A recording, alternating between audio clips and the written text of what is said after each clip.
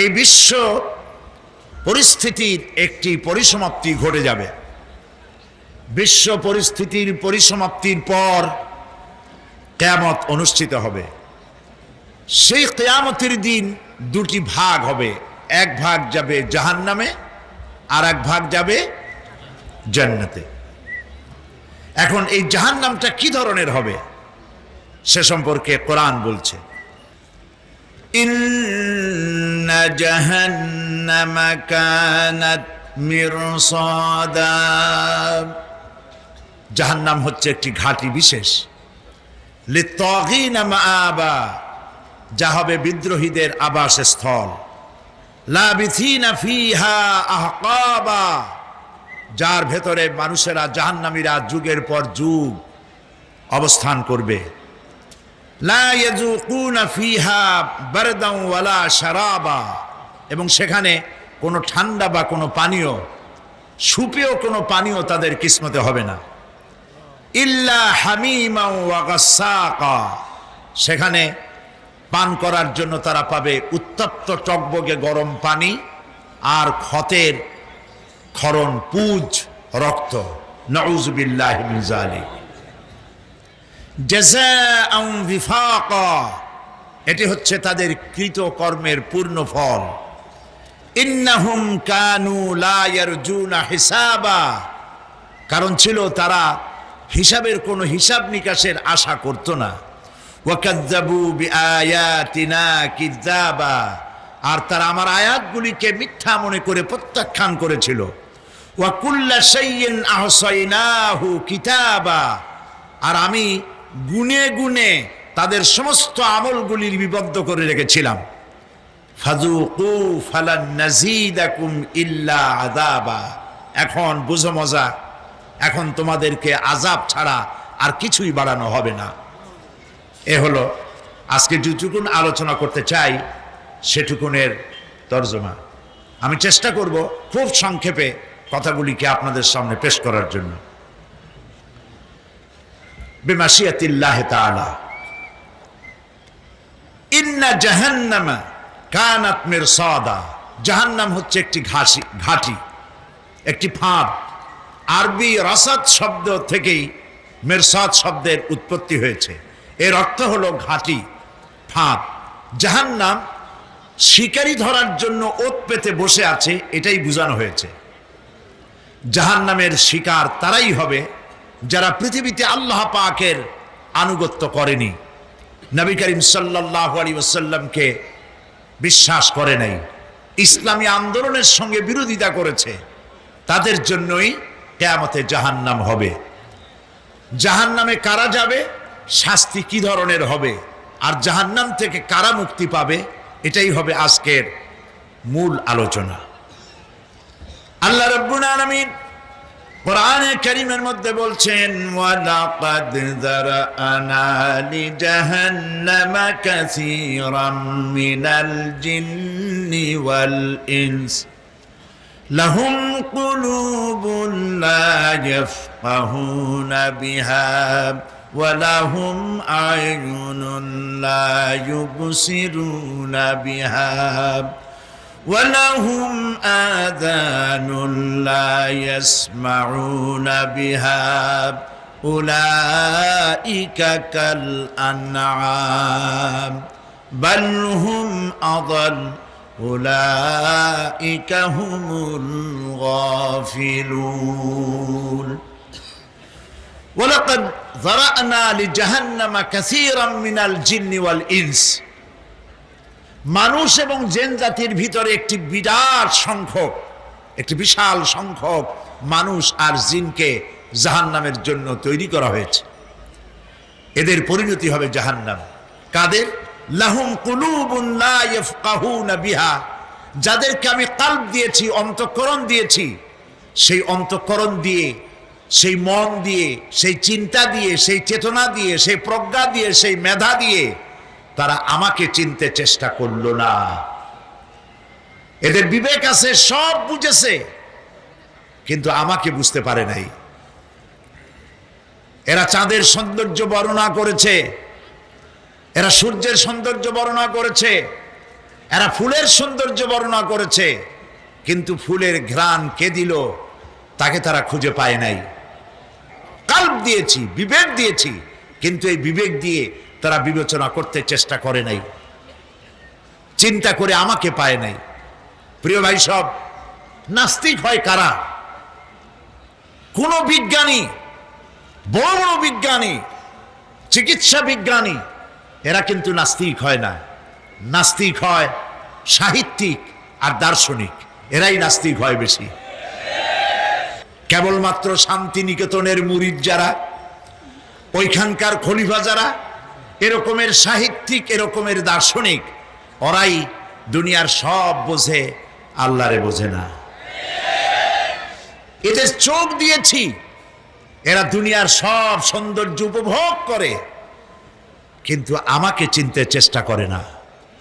তারা আমার কিতাব দেখা, তু না মর যায় মুঝে ये डर है कि दिले जिंदा तू ना मर जाए कि जिंदगानी इबारत है तेरे जीने से मुझे ये डर है कि दिले जिंदा तू ना मर जाए। আমার এই ভয় হয়, হে আমার জীবিত আত্মা, তোর জন্য মৃত্যু না হয়ে যায়। কারণ তোর বেঁচে থাকার অর্থই হলো আমার বেঁচে থাকা, আর তুই মরে যাওয়ার অর্থ হলো আমি মরে যাওয়া। যে যার বিবেক মারা গেছে তার বেঁচে থাকার কোনো লাভ নাই।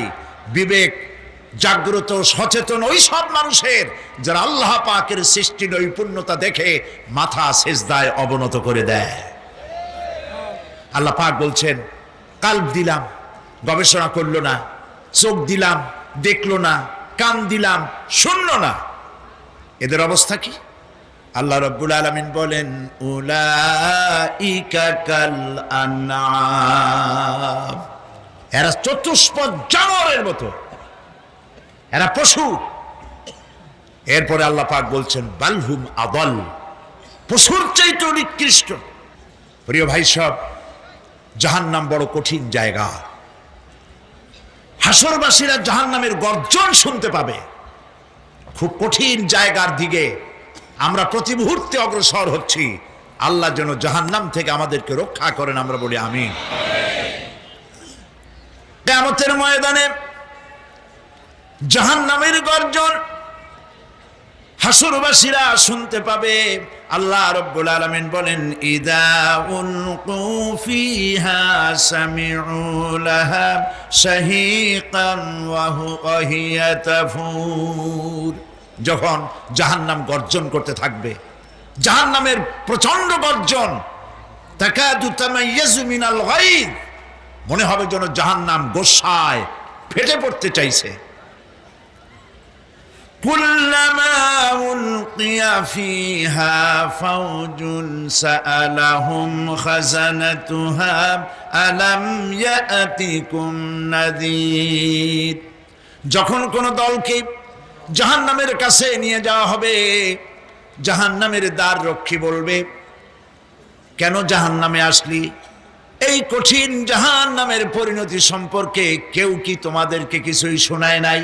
কোন সতর্ককারী কি তোমাদের কাছে আসে নাই? জাহান্নামীরা বলবে, ক্বালু বালা ক্বাদ জাআনা নাযীর, হ্যাঁ আমাদের কাছে সতর্ককারী এসেছিল। ফাকাযযাবনা ওয়া কুলনা মা নাযালাল্লাহু মিন শাই, আমরা সতর্ককারী আমাদেরকে জাহান্নামের কথা বলেছেন, জান্নাতের কথা বলেছেন, আমরা এটাকে মিথ্যা মনে করেছি, আর মনে করেছি আল্লাহ সব কিছুই নাজিল করেন নাই। জাহান্নামীরা আফসোস করে বলবে, ওয়াকালু লাউ কুন্না নাসমাউ আও নাআকিলু মা কুন্না ফি আসহাবিস সাঈর, আরে যদি শুনতাম, নাসমাউ মানি মানতাম, যদি মানতাম, আলেমেরা যা বলেছিলেন কোরআন থেকে হাদিস থেকে, নবীরা যা বলেছিলেন, যদি মানতাম আর যদি বুঝতাম, আমল করতাম, আজকে জাহান্নামের কঠিন শাস্তির মুখোমুখি আমাদেরকে হতে হতো না। প্রিয় ভাই সব, জাহান্নাম বড় কঠিন জায়গা হবে। এই জাহান্নামে কারো মৃত্যু হবে না। এই পৃথিবীতে রোগ হোক, যত বড় মারাত্মক রোগ হোক, একদিন রোগী জরাজীর্ণ হয়ে ক্লান্তি হয়ে মৃত্যু হয়ে যাবে ঠিক, কিন্তু মানুষ যখন জাহান্নামে চলে যাবে, মৃত্যু যতই কামনা করুক না কোনো মৃত্যু আর আসবে না। আল্লাহ পাক বলেছেন, সুম্মা লা ইয়ামুতু ফিহা ওয়া লা ইয়াহইয়া। জাহান্নামের কঠিন শাস্তি, মানুষ সেখানে বাঁচবেও না, মরবেও না, এমন এক দুরবস্থার মুখোমুখি হতে হবে পৃথিবীর মানব মণ্ডলীকে, কাফেরদেরকে, যারা জাহান্নামে যাবে। জাহান্নামীরা মৃত্যু কামনা করবে, বলবে আহারে যদি মরে যাইতাম। কোরআনে কারীমে রব্বুল আলামিন বলেছেন, লা তাদউ সুবুরান ওয়াহিদান ওয়ালা ওয়াদউ সুবুরান কাসীরা। এক মৃত্যু কামাই করো না, একটা মৃত্যু কামনা করো না। 1000 বার যদি মৃত্যু কামনা করো, মৃত্যু আর আসবে না। এই জাহান্নামের কঠিন শাস্তির ভেতরে মানুষকে থাকতে হবে। প্রিয় ভাই সব, এই জাহান্নামে সামান্য সামান্য পাপের কারণে, যে কোনো পাপের কারণেই জাহান্নাম হবে না। এই জাহান্নামে কারা যাবে তার একটি বয়ান আল্লাহ পাক কোরআন শরীফের মধ্যে বলে দিয়েছেন। একটি আয়াতের মধ্যে আল্লাহ রাব্বুল আলামিন বলেন, আলকিয়া ফি জাহান্নামা কুল্লা কাফফারিন আনিদ মান্নাইন লিল খায়রি মু'তাদিম মুরিব। প্রত্যেক অস্বীকারীকে জাহান্নামে যেতে হবে। যারাই আল্লাহ পাককে অস্বীকার করেছে তাদেরকে জাহান্নামে নিক্ষেপ করা হবে। যে সত্যের পথে প্রতিবন্ধকতার সৃষ্টি করেছে, ইসলামী আন্দোলনের সামনে বাধার সৃষ্টি করেছে, আর আল্লাহ পাকের সীমা লঙ্ঘন করেছে, দ্বীনের প্রতি সন্দেহ পোষণ করেছে, আর আল্লাহর সাথে শিরক করেছে, তাদের সকলকেই জাহান্নামে যেতে হবে। নাউযুবিল্লাহি মিন যালিক। আল্লাহ পাক এর থেকে আমাদেরকে হেফাজত করুন, আমরা বলি আমিন। প্রিয় ভাই সব, নবী রাসূলগণ তারা এই পৃথিবীতে আল্লাহর দেওয়া জীবন বিধান নিয়ে এসেছিলেন। একে অস্বীকার যারা করবে তাদেরকে কিয়ামতে জাহান্নামে নিক্ষেপ করা হবে। প্রতি মুহূর্তে আল্লাহর রহমতের উপরে বেঁচে থেকে যারা আল্লাহ পাকের কৃতজ্ঞতা স্বীকার করবে না, তাদেরকেও জাহান্নামে যেতে হবে। কোরআনে কারিমে আল্লাহ পাক বলেছেন, লা ইন শাকারতুম লা আযীদান্নাকুম ওয়া লা ইন কাফারতুম ইন্না আযাবি লাশাদীদ। আমার নিয়ামতের কৃতজ্ঞতা যারা স্বীকার করবে, আমার নিয়ামতের শুকর যারা আদায় করবে, আমি তাদের নিয়ামতকে বাড়ায় দেব। আর যারা অস্বীকার করবে, শুকর আদায় করবে না, তাদের জন্য শাস্তি দেওয়া হবে। এই জন্য আল্লাহ পাকের নিয়ামতের শুকরিয়া আদায় করতে হবে। 2 নম্বরে আল্লাহ পাকের হুকুম আহকাম মেনে জীবন পরিচালনা করতে হবে। নবীরা আল্লাহ পাকের পক্ষ থেকে যে দ্বীন নিয়ে এসেছেন, ওই দ্বীনের আনুগত্য করতে হবে, বিরোধিতা করা যাবে না। যারা ইসলামী আন্দোলনের বিরোধিতা করবে, আল্লাহর দ্বীন প্রতিষ্ঠার পথে যারাই বিরোধিতা করবে, জায়গা হবে কোথায়? জাহান্নাম। ভাই সব, জাহান্নাম বড় কঠিন হবে। সেদিন কেউ সুপারিশ করবে না, কোনো উপায় থাকবে না। কিয়ামতের ময়দানে আমলনামা ছেড়ে দেওয়া হবে। জাহান্নামীদের আমলনামা পেছন থেকে বা হাতে আসবে। কোরআনে কারিমে আল্লাহ পাক বলেন, ওয়া আম্মা মান উতিয়া কিতাবাহু বিশিমালিহি ফায়াকুলু ইয়া লাইতানি লাম উতা কিতাবিয়া। পেছন থেকে বাম হাতে যার আমলনামা আসবে, সে বলবে, আরে আমারে যদি কিতাবটা, আমার যদি আমলনামা না দেওয়াই হতো কত না ভালো হতো, আমার যদি হিসাব না নেওয়া হইতো কত ভালো হতো।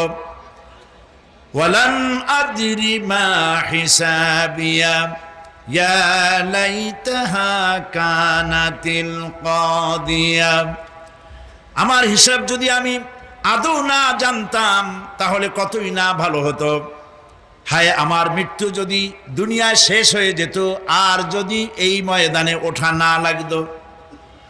মা আগনা আন্নি মালিয়া হালাকা আন্নি সুলতানিয়া। আজ আমার অর্থ সম্পদ কোনো কাজে লাগলো না, আমার ক্ষমতা প্রতিপত্তি কোনো কাজে লাগলো না। বড় বড় বাদশাহ, বড় বড় প্রেসিডেন্ট, প্রধানমন্ত্রী কিয়ামতে এতিমের মতো দাঁড়ায় থাকবে, বলবে আমার দলবল কই, যারা সেলুট দিত তারা কই, টাকা কই, পয়সা কই, বিষয় কই, সম্পত্তি কই, কিচ্ছু পাবে না। প্রিয় ভাই সব, এই পৃথিবীতে ক্ষমতা যতদিন থাকে পুলিশ সেলুট মারে, আর্মি সেলুট মারে। আমল যদি খারাপ হয় ফেরেশতা যে কি দিয়া মারবে চিন্তাই করতে পারেন। আমি লক্ষ্য করেছি পুলিশ, বিডিআর, আর্মি যখন সেলুট দেয় দুই রকম মারে, হাত দিয়া মারে আর বুট পায় আছে এক জুতা আর এক জুতার সাথে ঠাস করে আরেকটা লাগায়। আমি চিন্তা করছি দুইটা দেয় কেন, হাত দিয়েও দিল পাও দিয়েও দিল, অর্থ কি?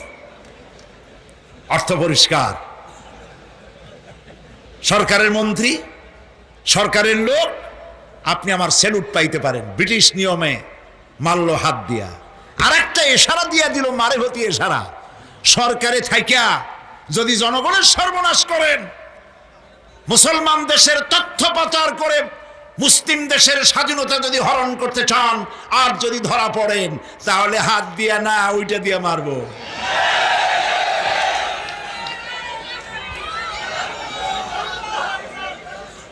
মানুষ কিয়ামতের ময়দানে রাজা বাদশাহ সব হয়রান হয়ে যাবে। জাহান্নামীদেরকে, কাফেরদেরকে, কাফেররা উপস্থিত হবে। কোরআনে কারীম আমলনামা বাম হাতে, বেঈমানদের বাম হাতে আমলনামা দিয়ে আল্লাহ পাক বলবেন খুযুহু ফাগুল্লুহু সুম্মাল জাহিমা সাল্লুহু সুম্মা সিলসিলাতি যারউহা সাবউনা যিরাআন ফাসলুকুহু। আল্লাহ পাক বলেন পাকড়াও করো, কে ধরো, খুযুহু ধরো, ফাগুল্লুহু ওর গলায় বেড়ি লাগাও, সুম্মাল জাহিমা সাল্লুহু এরপর জাহান্নামে নিক্ষেপ করো, সুম্মা সিলসিলাতিন যারউহা সাবউনা যিরাআন ফাসলুকুহু 70 গজ লম্বা শিকল দিয়া বাঁধো, জাহান্নামে নিক্ষেপ করো। এই জাহান্নামে ওই সব কাফিরদের জন্য হবে। এই আযাব আল্লাহ পাক কেন দিবেন, কারণ সম্পর্কে আল্লাহ পাক বলেন ইন্নাহু কানা লা ইউমিনু বিল্লাহিল আযীম ওয়া লা ইয়াহুদ্দু আলা তুআমিল মিসকিন। কারণ হলো এরা আল্লাহ পাকের উপরে বিশ্বাস স্থাপন করত না। বড় বড় বুদ্ধিজীবী, বড় বড় বুদ্ধিজীবী, বড় বড় কবি, আহারে আমার দেশের এক কবি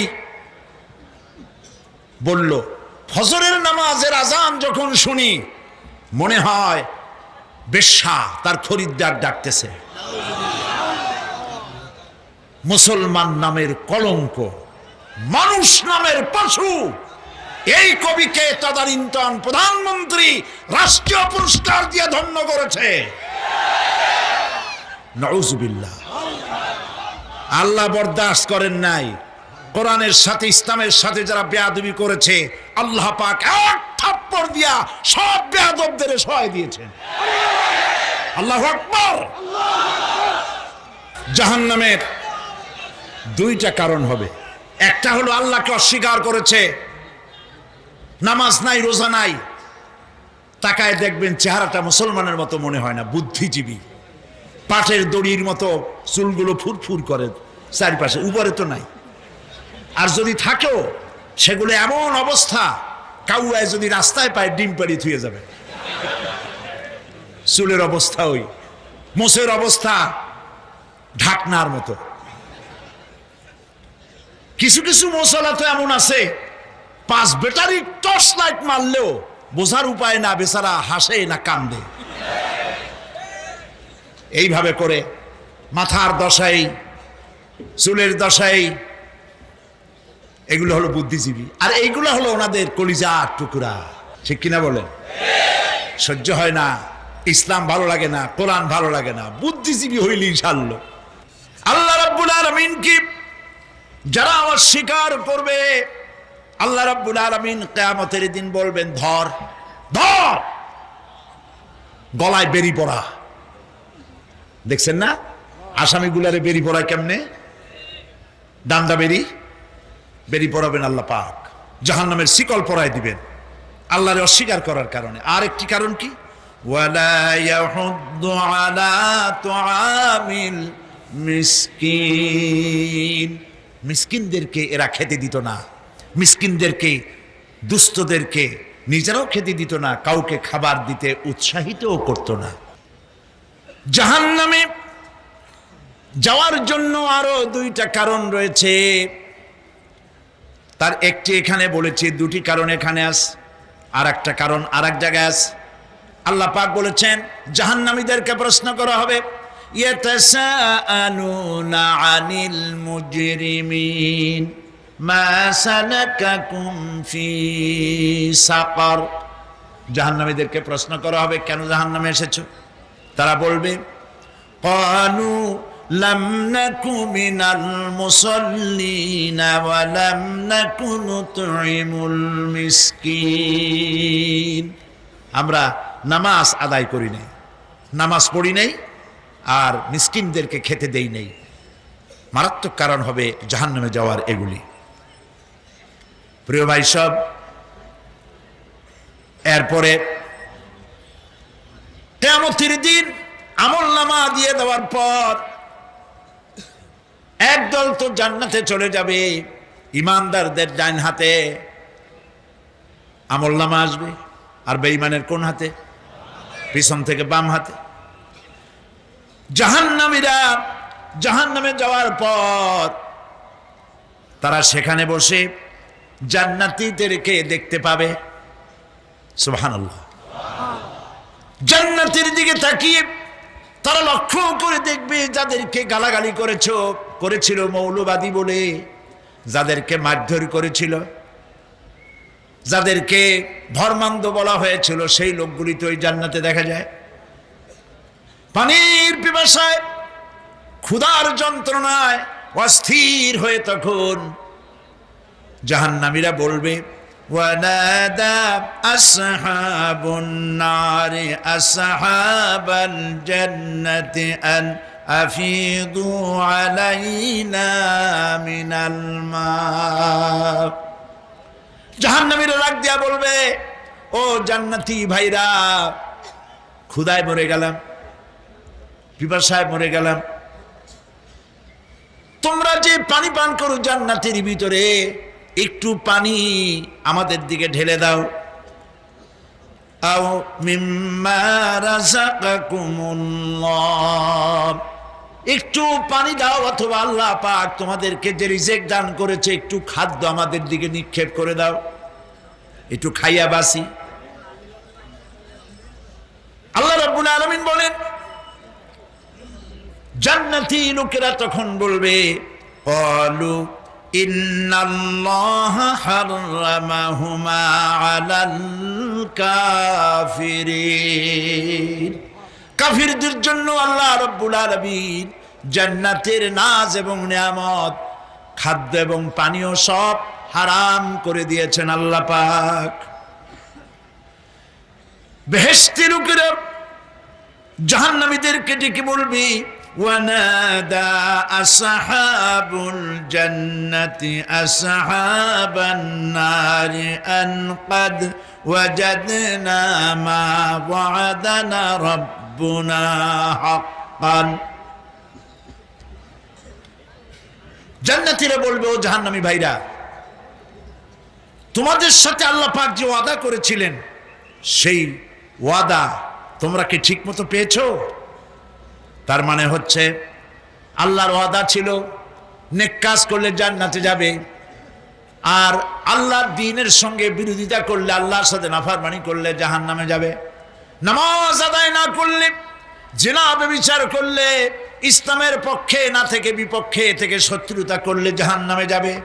আল্লাহর এই ওয়াদাগুলি ঠিকমতো পাইছো কিনা? আজ তোমরা জাহান্নামে গিয়েছ। তারা বলবে, হ্যাঁ, আমাদের আল্লাহ পাক যে ওয়াদা করেছিলেন সেই ওয়াদা অনুযায়ী আমরা আজকে বিপদে পড়েছি।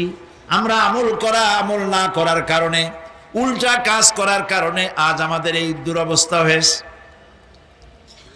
জাহান্নামীরা এক দল আরেক দলের সঙ্গে অভিশাপ দেবে, এক দল আরেক দলকে অভিশাপ দেবে। তারা একে অপরের বিরুদ্ধে অভিশাপ দিতে থাকবে। সেখানে কর্মী আর নেতাদের সাথে দেখা হয়ে যাবে।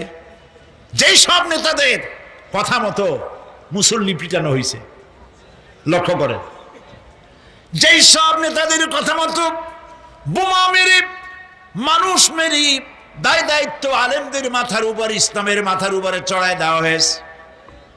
এইবার নেতার সাথে কর্মীদের দেখা হবে কোন জায়গায়? কোন জায়গায় দেখা হবে? দেখা যখন হয়ে যাবে, কর্মীরা সেখানে নেতাদেরকে অভিশাপ দিয়ে বলবে, ওয়াকালু রব্বানা ইন্না আতা'না সাদাতানা ওয়া কুবারা'না ফাআযাল্লুনা সাবিলা। এরা বলবে আল্লাহর কাছে, রব্বুল আলামিন, এই নেতারা আমাদেরকে বিভ্রান্ত করেছে, তাদের কথা অনুযায়ী চলেছিলাম, ওরা আমাদেরকে যা যা করেছে তাই বলেছি। আমরা মানুষ মেরেছি, আলেমদেরকে মেরেছি, আর নিজেরা ঘটনা ঘটাইয়া ইসলামের উপরে চাপাই দিয়েছি এই নেতাদের কথা মতো। কর্মীরা বলবি, রব্বানা আতিহিম দি'ফাইনি মিনাল আযাবি ওয়ালআনহুম লা'নান কাবীরা। হায় আল্লাহ, আজকে আমরা যে শাস্তি পাচ্ছি এর থেকে ডবল শাস্তি আমাদের নেতাদেরকে দাও। নেতাগুলো আসে, লম্বা লম্বা বক্তৃতা করে যায়। কোন নেতা বলে, আমার কর্মীরা খবরদার, নামাজ ছেড়ো না বাবারা, নামাজ পড়ো, কোরআন শরীফ পড়ো, হাদিস শরীফ পড়ো, ইসলাম অনুযায়ী চলো। বলে বলে বলে না, বলবে না। বললে তো খুব খারাপ, মৌলবাদী হয়ে যাবে, স্বাধীনতা বিরোধী। ইসলামের কথা বলছে, মুখে দাড়ি, নাউজুবিল্লাহ, বলেন নাউজুবিল্লাহ। সেই সময় অর্ডার প্রাপ্ত জাহান্নামীরা বলবে, وقال الذين كفروا ربنا أرنا الذين أضلانا من الجن والإنس। কাফেররা তারা বলবে, আয় আল্লাহ, কে আমাদেরকে গোমরাহ করেছিল, তোমার দ্বীনের রাস্তা থেকে কারা সরায় দিয়েছিল, জেনেদের মধ্যে, মানুষের মধ্যে একটু দেখায় দাও। আরেনাল লাদাইনে আদাল্লানা, গোমরাহ করেছিল কারা, একটু দেখায় দাও। নাজআলহুমা তাহতা আকদামিনা লিয়াকুনা মিনাল আসফালিন। আমরা তাদেরকে আজকে পদদলিত করব, পায়ের নিচে রাখবো। সেদিন কর্মীরা নেতাদের সম্পর্কে এই কথা বলবে। প্রিয় ভাই সব, সেই কিয়ামতের ময়দানে কেউ কারো কোনো উপকার করতে পারবে না, নেতাও পারবে না কর্মীর উপকার করতে, আর কর্মীরাও তো পারবেই না। এই জাহান্নামের ভিতরে নেতা কর্মীদের কথোপকথনের মধ্যে শয়তানের সঙ্গে দেখা হয়ে যাবে। কার সাথে দেখা হবে? শয়তানের সাথে। এই যে কথাগুলি আমি বলছি, এগুলি গল্প, আমার বানানো কথা? চিল্লায় বলুন, কার কথা? প্রিয় ভাই সব, কান লাগায় শোনেন, ফায়দা হবে। আল্লাহ যেন আমাদের ফায়দা দেন, বলি আমিন। ভাইরা আমার, এখন তো শয়তান দেখা যায় না, দেখা যায়? এখন দেখা যায় না, দেখলেও বোঝা যায় না কি কায়দায় কোন শয়তান আসছে, বুঝবার উপায় নাই। জাহান্নামের মধ্যে শয়তানের সাথে দেখা হয়ে যাবে। শয়তানের কথা মানুষেরা শোনে, গুনাহ করে নিজে। কবি বলেছেন, क्या हंसी आती है मुझे हजरत इंसान पर, क्या हंसी आती है मुझे हजरत इंसान पर, फेल बत्तू खोद करे और लानत करे शैतान पर। খারাপ কাজ নিজে করে দোষ দেয় শয়তানের। আসলে শয়তান তো প্ররোচনা দেয়, জাহান্নামের মধ্যে শয়তানের সাথে রাখা হয়ে যাবে। শয়তানকে যখন সবাই অভিযুক্ত করবে, তোর কারণেই তো জাহান্নামে এলাম, শয়তান তখন বলবে, وَقَالَ الشَّيْطَانُ لَمَّا قُضِيَ الْأَمْرُ إِنَّ اللَّهَ وَعَدَكُمْ وَعْدَ الْحَقِّ وَوَعَدتُّكُمْ فَخَلَفْتُكُمْ। শয়তান বলবে, আল্লাহ তোমাদেরকে সত্য প্রতিশ্রুতি দিয়েছিলেন, আমারে দোষ দিয়া লাভ নাই, আমারে দোষ দিয়া লাভ নাই। আল্লাহ পাক সত্য ওয়াদা করেছিলেন, তিনি ওয়াদা করেছিলেন তার কথা যদি শোনো, নামাজ যদি আদায় করো, জেনা যদি না করো, মদ জিয়া যদি না খেলো, সুদ ঘুষ যদি না খাও, আল্লাহ জান্নাত দান করবে। এটা ছিল তার ওয়াদা। আল্লাহ তার ওয়াদা পালন করে যারা তার হুকুম মেনে চলেছে তাদেরকে জান্নাত দান করেছেন। আর আমার ওয়াদা ছিল ভিন্ন। আমি ওয়াদা করেছিলাম, ইট ড্রিঙ্ক আর বিমেরি, খাওয়ার ফুর্তি করো, দুনিয়াটা মস্ত বড়, দুনিয়া কা মজা লে লো, দুনিয়া তোমারি হ্যায়। শয়তানের কথা। কার কথা? শয়তানের কথা। শয়তানের কথা মতো শয়তান বলল, আমি বললাম পরকাল নাই, দেয়ার ইজ নো গড। বুদ্ধিজীবী মার্কা কথা। শ্রেষ্ঠ বুদ্ধিজীবী কে? চিল্লায় কোন? আমি অনেকগুলো ওয়াদা করছিলাম, এইটা নাই সেইটা নাই, আল্লাহ রসুলের কথা মানা মোনার দরকার নাই। এমনি করে আল্লাহ যে ওয়াদা করেছিলেন সমস্ত ওয়াদা তিনি পালন করেছেন, আর আমি যে ওয়াদা করেছিলাম আজ আমি খেলাফ করলাম। এমন জায়গায় বলবে যে এইটারে শোধ করার, এটা সংশোধন করার আর কোন উপায় নাই। শয়তান আরো বলবে, ওয়ামা কানা লি আলাইকুম মিন সুলতান, আর আমি যে ওয়াদাগুলি করেছিলাম এর পিছনে কোনো দলিল ছিল না। আলেমরা কথা বলছে, কথায় কথায় কোরআন বলছে, হাদিস বলছে। লক্ষ্য করেন, শুনতেছেন আপনারা? আলেমরা কথা বলেছি, কথায় কথায় কোরআন আর হাদিসের দলিল পেশ করেছে, আল্লাহর কথা রসুলের কথা পেশ করেছে। ওয়ামা কানা লি আলাইকুম মিন সুলতান, আর আমার কথার ভিতর কোনো দলিল ছিল না। আন্দাজে কয়ে গেছি, ভাইয়ের আমার, বোনের আমার, দিলাম একটা ডাক, ডাইনে তাকানো বায়ে তাকানো নাই, সবাই দিলা দৌড়। এখন আমারে দোষ দাও কেউ? এইসব দোষ দিয়ে কি লাভ নাই। ইল্লা আন দাউতুকুম ফাস্তাজাবতুম লি, আমি কি করছি? আমি একটা বক্তৃতা দিলাম, জ্বালাময়ী একটা ভাষণ দিলাম, আমি একটা আহ্বান জানালাম, কোনো চিন্তা ভাবনা না করে আমার পিছনে তোমরা দৌড় দিয়েছ। কে বলবে? আহারে, আল্লাহ কি কোনো কথা গোপন রাখছেন? কোন গোপন রাখছেন? সব বলে দিয়েছে। কেন চিন্তা করো নাই? নেতা একটা সে মঞ্চে দাঁড়ায় বক্তৃতা করতেছে, বেটা সারা জীবনে নামাজ পড়ে না, চেহারার দিকে তাকাইলে মনেই হয় না মুসলমান, মরলে পরে ফেরেশতা পর্যন্ত আশ্চর্য হয়ে যাবে, বেটা তুই শ্মশান তুই কবরে আসছিস কেন?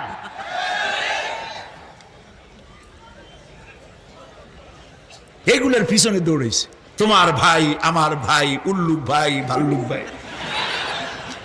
আজিব আজিব, কার পেছনে দৌড়াও? তুমি একটু চিন্তা করে দেখবে না কোন বেটার পিছনে দৌড়াই? শয়তান বলবে, আমি শুধু একটা দাওয়াত দিয়েছিলাম, আমার দাওয়াত, আমি একটা আহ্বান করেছিলাম, কোনো বিবেচনা না করে, আমার চরিত্র, আমার আখলাক না দেখে আমার পেছনে পেছনে দৌড়াইছো। মা আনা বিমুসরিখিকুম ওয়া মা আনতুম বিমুসরিখি, আজ আমি তোমাদের কোনো সাহায্য করতে পারবো না, আমি তোমাদের চাইতেও বড় বিপদে আছি, তোমরা আমার সাহায্য করতে পারবে না। নাউযুবিল্লাহ, মিন যালিক। আহারে, কি ভাই উপায় থাকবে আর? এরপরে জাহান্নামের নেতাদের সাথে অনুসারীদের আর একবার দেখা হবে। আল্লাহ রাব্বুল আলামিন বলেন, এবার অনুসারীরা নেতাদেরকে ডেকে বলবে, শয়তানের কাছে পাত্তা পাবে না। শয়তান বলবে, যা বেটা, আমার কথা শুনছিলি কেন? আমি নিজেই বিপদে আছি। জাহান্নামীরা এরপরে দেখা হবে, তাদের নিজেদের নেতাদের সঙ্গে দেখা হয়ে যাবে। এই তো বড় বাবাজিরে পাইছি। وقال الضعفاء للذين استكبروا إنا كنا لكم تبعا فهل أنتم مغنون عنا من عذاب الله من شيء। অনুসারীরা সেদিন নেতৃবৃন্দকে বলবে, আমরা তোমাদের অনুগামী ছিলাম, ও নেতারা, যা কইছো তাই শুনছি, যা বলেছো তাই শুনেছি, যারে মারতে বলছো তারে মারছি, সারা রাত তোমাদের কথা মতো ইসলামের বিরোধিতা করছি। করছে না? যা বলেছো তাই করেছি। এখন তোমরা কি পারো? আমরা তো অনুসারী ছিলাম। ফাহাল আনতুম মুগনুনা আন্না মিন আযাবিল্লাহি মিন শাই। আজকে দুনিয়াতে এত বাহাদুরি করছো, আজ এই জাহান্নামের ভিতরে একটু আযাব কি কমাই দিতে পারো নাকি? নেতারা বলবে, ক্বালু লাউ হাদানাল্লাহু লাহাদাইনাকুম সাওয়াউন আলাইনা আজাজি'না আম সাবারনা মা লানা মিন মাহিস। নেতারা বলবে, আল্লাহ যদি আমাদেরকে হেদায়েত করতেন, হেদায়েত দিতেন, আমরাও তোমাদেরকে হেদায়েত দিতাম। আজ ধৈর্য ধরো আর না ধরো, তোমাদের অবস্থার আমার অবস্থা সমান সমান। জাহান্নাম ছাড়া আজ আর কোনো গতি নাই, কিচ্ছু করার উপায় নাই, সব সর্বনাশ হয়ে যাবে। ইমানের জোশ আসতে হবে, ইমানদার হতে হবে, আর নাফরমানিকে ছেড়ে দিতে হবে। ওই দিনটা এমন মারাত্মক দিন, ফাকাইফা তাত্তাকুনা ইন কাফারতুম ইয়াওমা ইয়াজআলু বিলদানা শিবা। সেদিন ভয়ে চিন্তায় যুবক ছেলে বৃদ্ধে পরিণত হয়ে যাবে, কিশোরগুলি তরুণগুলি বৃদ্ধে পরিণত হয়ে যাবে। আমার বন্ধুগণ, মানুষ সেদিন দিক বিদিক হয়ে দৌড়াতে থাকবে, পালাবো কোথায়? আল্লাহ কোরআন শরীফে সব কথা বলে দিয়েছেন। ইয়াকুলুল ইনসানু আইনাল মাফার। কোথায় ভাগবো, পালাবো কোথায়? অস্থির হয়ে মানুষ দৌড়াতে থাকবে, পালাবো কোথায়, যাব কোথায়? আল্লাহ বলেন, কাল্লা লা ওয়াজারা ইলা রাব্বিকা ইয়াওমাইদিনিল মুস্তাকার। ভাগবার কোনো রাস্তা নাই, পালাবার কোনো পথ নাই, একমাত্র তোমার রব ছাড়া, আল্লাহর দরবার ছাড়া পালানোরও কোনো রাস্তা আজার নাই। রব্বুল আলামিন কোরআনে কারীমের মধ্যে বলেছেন, আল্লাযী খালাকাল মাউতা ওয়াল হায়াতা লিয়াবলুয়াকুম আইয়ুকুম আহসানু আমালা। আমি পরীক্ষার জন্য এই জীবন দিয়েছি, তোমাদেরকে পরীক্ষা হবে। এই পরীক্ষা, জীবন আর মৃত্যু দুটি জিনিস দিয়েছি পরীক্ষা করার জন্য। এই পরীক্ষার জন্য তোমরা পাস করতে পারো। পরীক্ষা আসছে, এখন প্রশ্নপত্র সব ফাঁস করে দেওয়া হয়েছে। প্রশ্নগুলি সঠিকভাবে আদায় করুন, প্রশ্নগুলি পড়ুন এবং জীবনটাকে সেইভাবে গড়ুন। নামাজটা সহি করে আদায় করুন। বহু মুসলমান আছে নামাজই পড়ে না, নামাজ পড়তে জানেও না। নবী করিম সাল্লাল্লাহু আলাইহি ওয়াসাল্লাম বলেছেন, সাল্লু কামা রাআইতুমুনি উসাল্লি। নামাজ পড়ো সেইভাবে যেভাবে আমাকে তোমরা পড়তে দেখো। সুবহানাল্লাহ। আর রাসূলুল্লাহ কেমনে নামাজ পড়তেন? এটা বর্তমান বিশ্বের শ্রেষ্ঠ হাদিস বিশারদ আল্লামা নাসিরউদ্দিন আলবানী তিনি ইন্তেকাল করেছেন। আল্লাহ পাক তাকে জান্নাতুল ফেরদাউসের মেহমান বানায় নিক, বলেন আমিন। তার লেখা বই আছে রাসূলুল্লাহ সাল্লাল্লাহু আলাইহি ওয়াসাল্লামের নামাজ, বইয়ের নাম রাসূলুল্লাহ সাল্লাল্লাহু আলাইহি ওয়াসাল্লামের নামাজ। ছোট্ট একটা বই। এই বইটা আপনারা কিনবেন। এই বইটা যেভাবে লেখা আছে নামাজ সেইভাবে পড়বেন। নামাজ রাসূল করিম ঠিক যেভাবে পড়েছেন ওইভাবেই লেখা আছে, আপনি আন্দাজে পড়লে হবে না। টুকটুক টাকটুর করে কয়েকটা সেজদা দিলেই হবে না। তা দিলে আর কান একটা সেজদা থেকে আরেকটা সেজদার মাঝখানে সময় দিতে হবে, রুকু থেকে দাঁড়ায় সময় দিতে হবে, ধীরে ধীরে নামাজ পড়তে হবে। অথচ আমরা নামাজ পড়ি সব থেকে ব্যস্ততার সাথে, দ্রুত, রকেট সার্ভিস। কোরআন শরীফের ভিতরে নামাজের গুরুত্ব সর্বাধিক দেওয়া হয়েছে। নামাজের কথা কয়বার বলা হয়েছে? 82 বার। 82 বার আল্লাহ পাক বলেছেন নামাজ আদায় করো, 82 বার বলেছেন। আর নবীজি বলেছেন লা দীনা লিমান লা সালাতা লাহু, যার কাছে নামাজ নাই তার কাছে দ্বীন বলে কোনো জিনিস নাই। মান তারাকা সালাতান মুতাআম্মিদান ফাকাদ কাফারা, ইচ্ছে করে যে ব্যক্তি নামাজ ছেড়ে দিল কাফের হয়ে গেল, বলেন নাউজুবিল্লাহ। কিয়ামতের দিন, বুখারী শরীফের হাদিস, আল্লাহ পাকের নবী বলেছেন কিয়ামতের দিন সর্বপ্রথম আল্লাহ জিজ্ঞেস করবেন বান্দা নামাজ পড়ছো কিনা। প্রথম প্রশ্ন কি বলেন? প্রথম প্রশ্ন কি? যার নামাজ কবুল তার সমস্ত নেক আমল মঞ্জুর, যার নামাজ কবুল হবে না কোনোটাই মঞ্জুর হবে না। কথা বুঝতে পেরেছেন? নামাজ সঠিকভাবে আদায় করতে হবে। নবী করিম সাল্লাল্লাহু আলাইহি সাল্লাম ইন্তেকালের 5 দিন আগে থেকে জ্বর আক্রান্ত হলেন, রোগা আক্রান্ত হলেন, জ্বরে আর মাথার যন্ত্রণায় অস্থির হয়ে যেতে লাগলেন, বেহুশ হন আবার হুশ হন। যেদিন তিনি ইন্তেকাল করবেন তার আগের দিনও তিনি জোহরের নামাজ পড়ার জন্য সাহাবীদের কাঁধের উপরে ভর দিয়ে নামাজ পড়তে গেছেন, পা উঁচু করে নিতে পারেন নাই, পা টেনে টেনে নিয়েছেন। তিনি সেখানে খুতবা দিলেন, বললেন ও আমার উম্মতিরা, এই পৃথিবীতে আল্লাহ রাব্বুল আলামিন তার এক বান্দাকে পৃথিবীর সব জাগতিক সম্পদ দিতে চেয়েছিলেন, কিন্তু সেই বান্দা সব জাগতিক সম্পদকে উপেক্ষা করে আল্লাহর সঙ্গে দিদার করা বেশি পছন্দ করেছেন। কেউ কিছুই বুঝলো না। হযরত আবু বকর রাদিয়াল্লাহু তাআলা আনহু খুব কাঁদতে লাগলেন।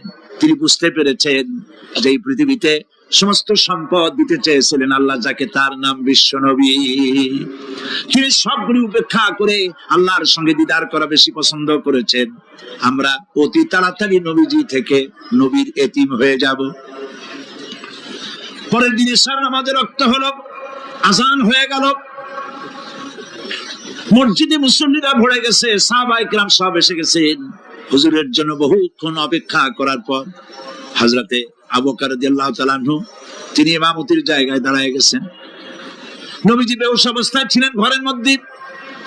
হুশ আসার পর তিনি হযরত আয়েশাকে বললেন, আয়েশা, মসজিদে নববীতে এখন কি হতেছে? তিনি বললেন, নামাজ হচ্ছে। লোকেরা আপনার অপেক্ষা করেছে, কিন্তু আপনাকে না পাইয়া, দীর্ঘক্ষণ অপেক্ষা করার পর আপনাকে না পেয়ে আমার বাবার ইমামতিতে তারা নামাজ পড়তেছে, কিন্তু মুসল্লিদের মধ্যে কান্নার রোল পড়ে গিয়েছে।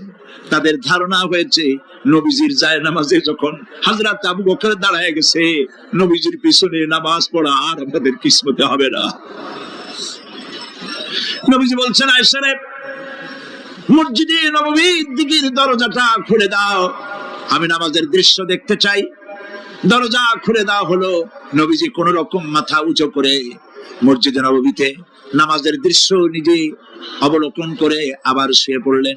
হযরত আয়েশা লক্ষ্য করে দেখেন নবীজির চোখের পানি দিয়ে কোনা দিয়া পানি বেয়ে বেয়ে পড়ছে। হযরত আয়েশা প্রশ্ন করলেন, ইয়া রাসূলুল্লাহ, নামাজের দৃশ্য দেখি কাঁদছেন কেন? হুজুর বলেন, আয়েশা রে, এটা কোনো দুঃখের পানি নয়, আমি কাঁদতেছি এই জন্য, এই নামাজের জামাত কায়েমের জন্য তাইফের ময়দানে অনেক রক্ত ঝরেছে, আবার উহুদের ময়দানে দাম শহীদ হয়েছে, সাহাবায়ে কেরাম জীবন দিয়েছে। আজ আমি দেখতে পেলাম আমার উম্মতেরা জামাতে নামাজ পড়ছে।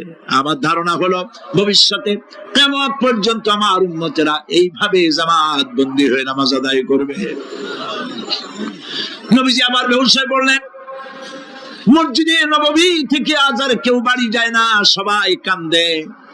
আজ রাত বোধহয় নবীজি কাটাবেন না।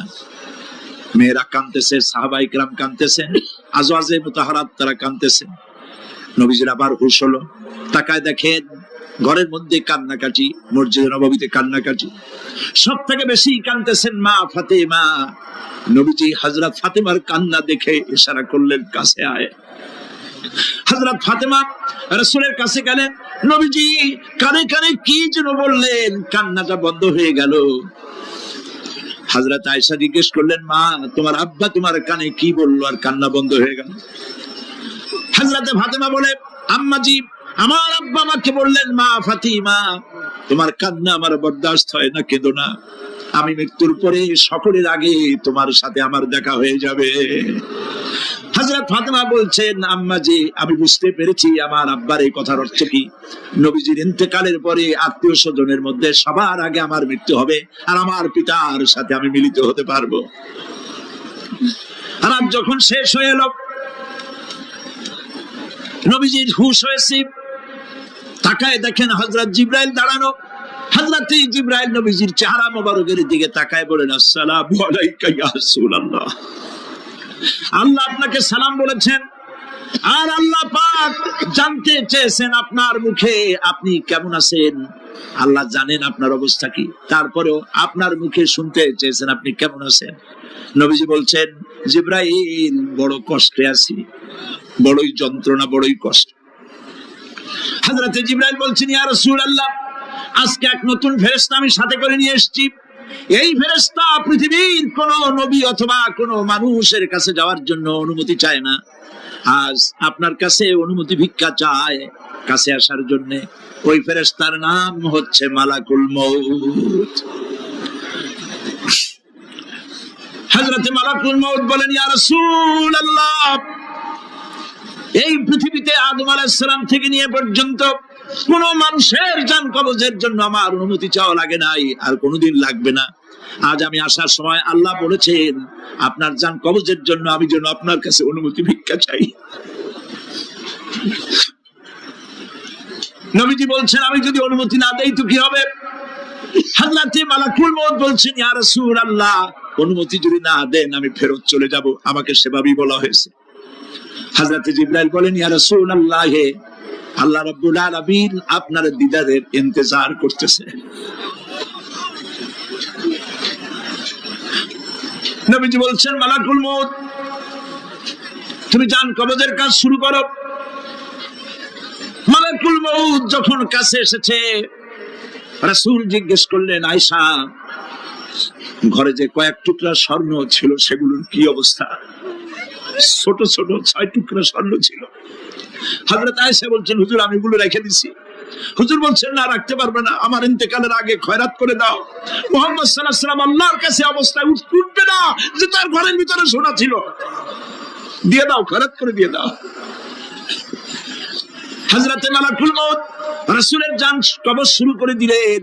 রাসূলুল্লাহ জীবনের শেষ কথা বললেন, আসসালাত আসসালাত ওয়া মা মালাকাত আইমানুকুম। আমার উম্মতেরা বিদায় লগ্নে বলে গেলাম, নামাজ নামাজ নামাজ ছেড়ে দিও না।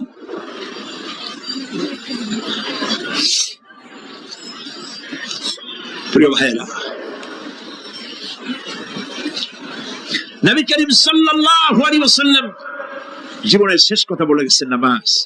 সেই নামাজে আমাদের যত সব অবহেলা, স্ত্রীকে নামাজ পড়ান, বউকে নামাজ পড়ান, ছেলে মেয়েকে নামাজ পড়ান। দোকানদার ভাইরা যখন আজান হয়ে যাবে দোকান বন্ধ করে দেন, আপনি আপনার কর্মচারীরা নামাজ পড়তে যান। যতটুকু সময় নামাজ পড়তে গেছে এই সময় বিক্রি করলে যা লাভ হইতো, এরপরে বিক্রি করলে আল্লাহ 10 গুণ বেশি বরকত দিতে পারেন। পারেন কিনা? পারেন কিনা? আল্লাহর বিশ্বাস করেন, আল্লাহ আপনার বরকত দিবে। আপনার কর্মচারী, দোকানদারে, বাড়ি ঘরে স্ত্রী পুত্র পরিজন যারা আছে সবাইকে নামাজি বানান। নামাজি বানাবার জন্য চেষ্টা করেন। নামাজ, রোজা ইত্যাদি করুন। মিথ্যা বলবেন না, ওজনে কম দিবেন না, খাদ্যে ভেজাল দিবেন না, ঘুষ খাবেন না, ঘুষ দিবেন না, মানুষের উপর অত্যাচার করবেন না, কাউকে কষ্ট দিবেন না, মানুষ যেন আপনার ব্যবহারে কষ্ট না পায়। আল্লাহ পাক বলেছেন, ওয়াকুলু লিন-নাসি হুসনা, মানুষের সাথে সুন্দর সুন্দর কথা কও। নবী করিম সাল্লাল্লাহু আলাইহি ওয়াসাল্লাম বলেছেন, মানুষের সাথে যদি হাসি মুখে কথা বলো একটা সদকা দেওয়ার সমান সওয়াব হয়ে যাবে। মানুষকে ভালোবাসো, গরিবদের ভালোবাসো, তাদের অর্থ করি দাও, পয়সা করি দাও, তোমার যা আছে দিতে থাকো। কুয়ার পানি যত উঠাবেন তত কুয়ার পানি ভালো থাকবে, আর পানি উঠাবেন না কুয়ার পানি পচে যাবে। এই জন্য আল্লাহর রাস্তায় পয়সা যত ইনকাম হচ্ছে খরচ করতে থাকেন, আল্লাহ পাক দিতে থাকবেন। আল্লাহ পাক বলেছেন যে সাদকার মালকে আল্লাহ বৃদ্ধি করে দেন, আর দান সদকা যারা করে না, যাকাত দেয় না, তাদের মালকে আল্লাহ ধ্বংস করে দেন, হালাক করে দেন। এগুলোর দাম নাই, অশান্তি বাড়বে।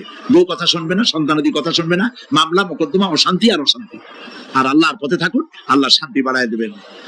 আমরা বলি আমিন। প্রিয় ভাই সব, আমি কিছু আলোচনা আজকে আল্লাহ পাক যা করাইছেন এগুলি যেন আল্লাহ আমারে আমল করার তৌফিক দেন।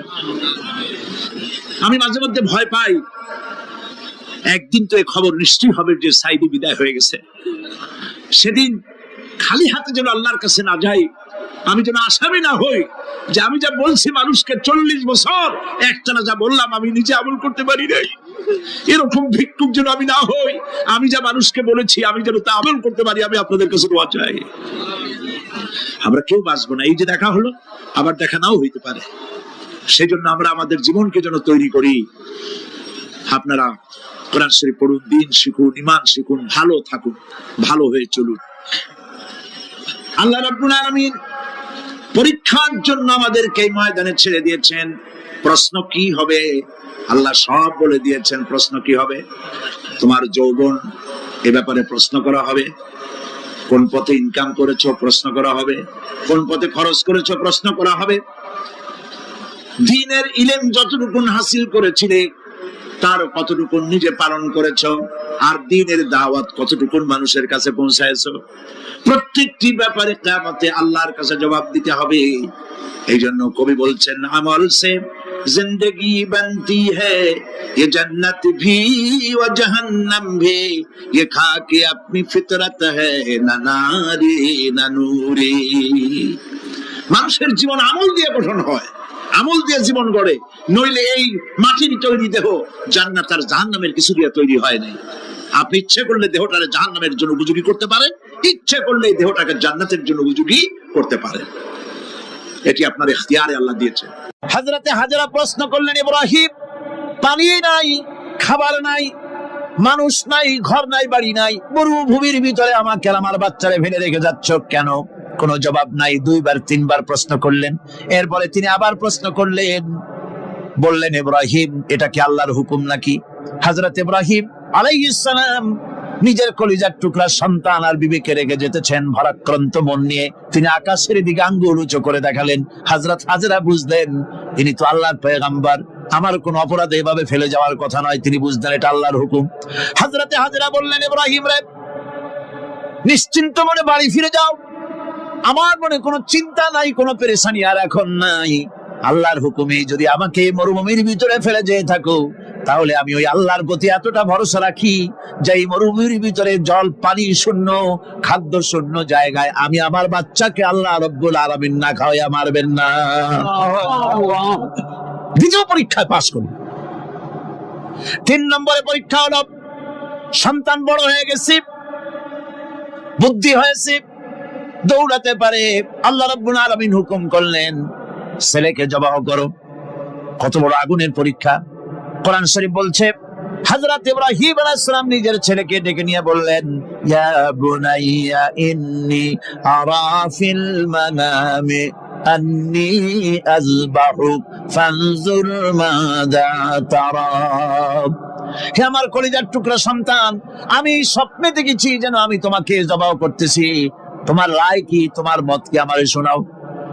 ছেলে পয়গম্বর, ছেলে তার জবাবে বললেন, ইয়া আবাতি ফাআল মা তু'মার সাতাজিদুনি ইনশাআল্লাহু মিনাস সাবিরিন।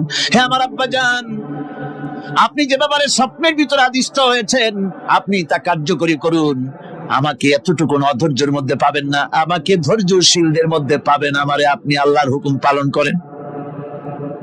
আল্লাহ পাক শোনাচ্ছেন, ফালাম্মা আসলামা ওয়া তাল্লাহু লিল জাবিন। পিতা পুত্র দুজনই রাজি হয়ে গেল। পিতা তার ছেলেকে কাঁধ করে গলার উপরে ছুরি ধরেছেন।